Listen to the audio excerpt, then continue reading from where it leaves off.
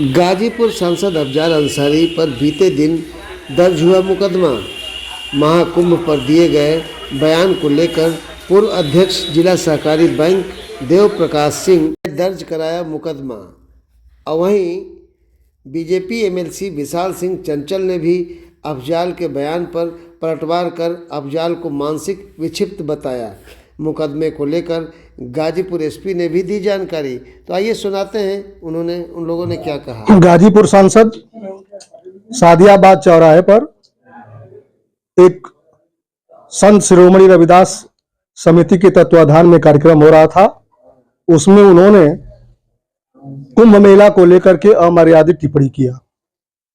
जब उस क्लिप को मैं देखा तो मैं मर्माहत हुआ और अंदर से इतना मुझे कष्ट और पीड़ा हुई कि सनातन धर्म के खिलाफ बार बार माननीय अफजाल अंसारी द्वारा अनाप शनाप टिप्पणी की जाती।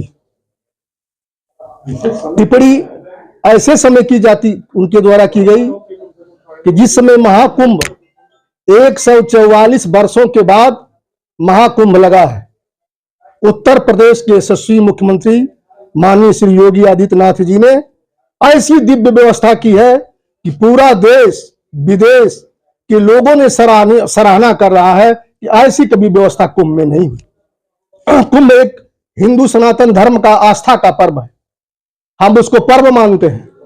वहां स्नान जब समुद्र मंथन हुआ तो वहां पर अमृत जब निकला तो पहला अमृत जो है तीर्थराज प्रयाग में ही गिरा। ऐसे जगह पर हमारे सनातन धर्म के लोग, सनातन धर्म के अनुयायी, सनातन धर्म के साधु संतों ने पवित्र स्नान करके हिंदू धर्म की भावना को एक सुसंगत पंक्तियों में सजाने का काम किया। यह बात अफजाल अंसारी को रास नहीं आई। मैं गाजीपुर के सांसद अफजाल अंसारी से पूछना चाहता हूं कि आप बताओ कि आपका इतिहास और भूगोल क्या रहा है। आपका इतिहास शुरू में भी खून और अंत में भी खून, खून की होली खेलने का काम गाजीपुर के सांसद ने किया। चाहे आप उठाकर देख लीजिए साथियों, कोई चाहे वह मऊ का दंगा रहा हो, नंगा ना छुआ। गाजीपुर जब मोहम्मदाबाद टाउन एरिया का चुनाव चल रहा था, यही अफजाल अंसारी ने नंगा नाच करा करके वहां कर्फ्यू और दंगा लगाने का काम किया। गाजीपुर की सरजमी गंगा जमुना की तरजीब की सरजमी है।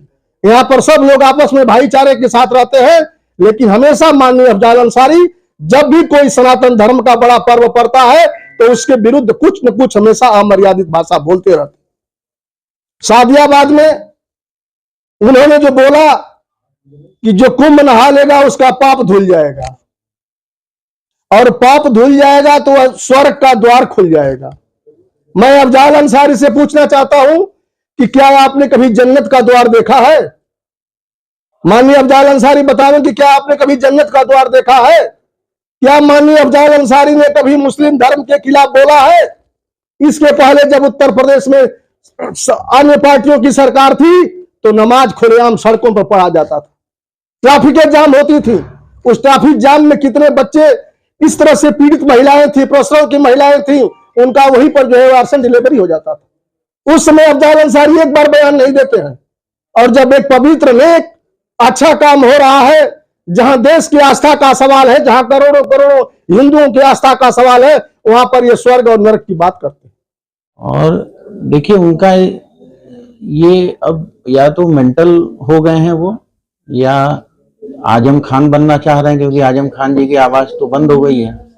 तो सपा में एक आजम खान जी की जगह खाली है, तो या तो उस जगह को लेना चाह रहे हो या तो वो मेंटल हो गए, क्योंकि वो ये पहली बार उन्होंने बयान नहीं दिया, ये वो दूसरी बार बयान दे रहे हैं। और इससे पहले वाले बयान पे भी उन पे मुकदमा दर्ज हुआ है धार्मिक भावनाओं को ठेस पहुंचाने का।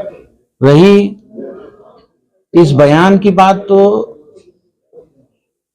अब आपने भी बयान सुना है, आम जनता ने भी सुना है, सब में बहुत रोष है।